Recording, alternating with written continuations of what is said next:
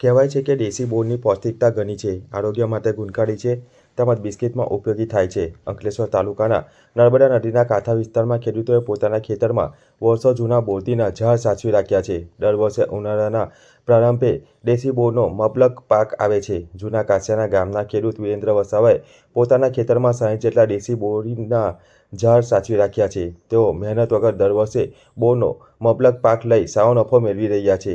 March-April મહિનામાં તેઓ બોરડી પર બોરનો પાક આવ્યા બાદ પાકા થયેલા બોર તૂટીને નીચે પડે તેને વણાવી લઈ સૂકવે છે. બોરને ખુલ્લી જગ્યામાં તડકામાં 2 કે 3 દિવસ સુધી સૂકવવામાં આવે છે. સુકાયા બાદ બોરીમાં ભરી વેપારીઓને વેચવામાં આવે છે. આ વિસ્તારના બોરની સુરત, ભરૂચ, મુંબઈ તેમજ અન્ય રાજ્યોમાં માંગ વધુ હોવાથી વેપારીઓ અહીં આવી ખેડૂતો પાસેથી 20 કિલોના 600 થી 700 રૂપિયાના ભાવે ખરીદે છે. કોઈપણ પ્રકારના ખર્ચ અને મહેનત વગર સારો નફો મેળવી રહ્યા છે.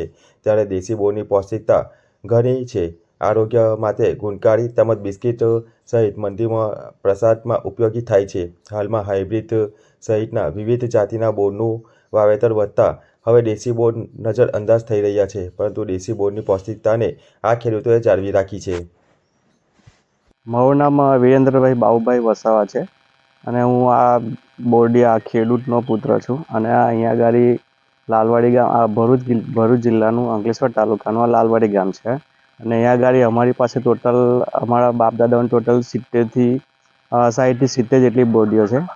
અને એ માર્ચ મહિના પછી એની સિઝન ચાલુ થઈ જાય છે. મતલબ એ પૂરી રીતે એપ્રિલમાં પૂરેપૂરા પાકી જાય છે બોર, અને મજદૂર કરાવીને અમે વણાવી લઈએ છીએ.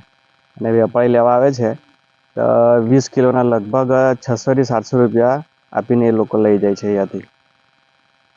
આમાં તમે બોરની વિશેષતામાં શું છે?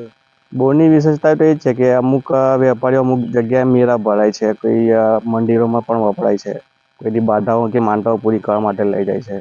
બીજી વિશેષતા તો એ છે કે એના બિસ્કિટ બનાવે છે, પછી ગ્લુકોઝના પાવડર બનાવે છે, બીજી ઘણી બધી વેરાયટીઓ બનાવે છે.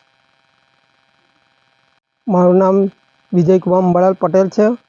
હું નવા ટાવરાથી અહીંયા દર વર્ષે બોર લેવા માટે આવું છું. આ જૂના કાછા ગામમાં બોર માર્ચથી એપ્રિલ મહિનામાં ચાલુ થાય છે. ત્યાં સૂકવે છે ખેડૂત લોકો, ને હું અહીંયાથી લઈ ને ત્યાં મતલબ કે આપવા જામ છે. આ બોરની વિશેષતા શું છે?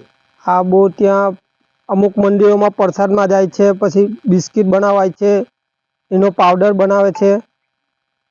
આ બોરના હમણાં ભાવ શું આવે છે? આ બોર લગભગ અહીંયાથી હું 20 કિલોના 700 થી 800 રૂપિયા આપીને લઈ જાઉં છું. ત્યાં મને 100-200 રૂપિયા મળે છે, એ પ્રમાણે હું ત્યાં વેચું છું.